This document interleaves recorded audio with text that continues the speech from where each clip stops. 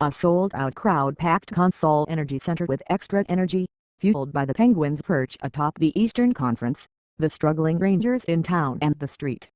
Patrick's Day festivities outside the arena. At this rate, it may be the closest the Rangers get to a playoff atmosphere.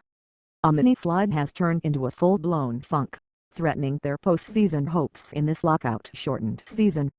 Another early goal allowed, another inconsistent effort, and the punchless offense's continued struggles added up to yet another defeat yesterday.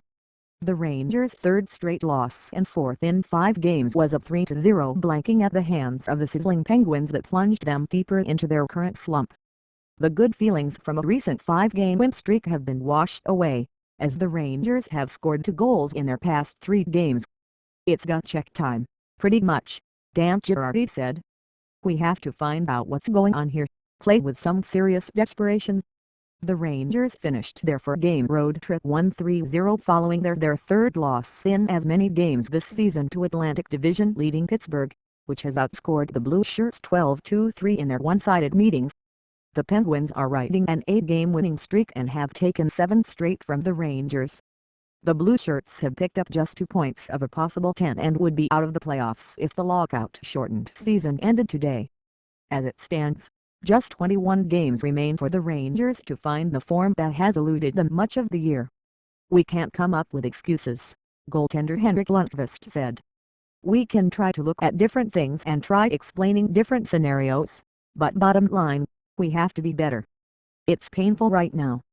As was the case in 3-1 losses to the Sabres and the Jets during the week, the Rangers' attack was at best inconsistent and at worst non-existent.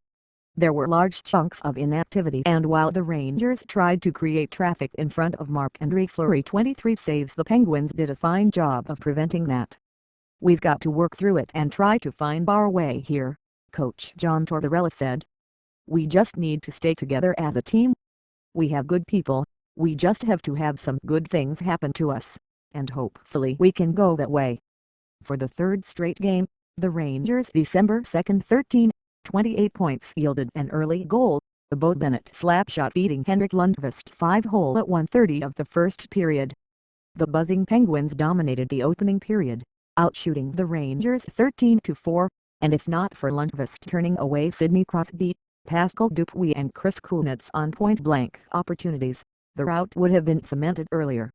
"Obviously, it's not the start we want," Ryan Callahan said. "We weren't good at all in the first. They were all over us." The Rangers' play picked up significantly in the second period. They equaled their first period shot output over the first 4 minutes, but Fleury made sure they didn't get on the board. The Penguins regained control late in the period and exploded for a pair of crushing goals early in the third, just 43 seconds apart, from Tyler Kennedy and Dupuis. There was plenty of time remaining, but little intrigue remained. The Rangers had failed to produce that much offense over their last 180 minutes of hockey, and are watching the season with Stanley Cup hopes morph into bitter disappointment.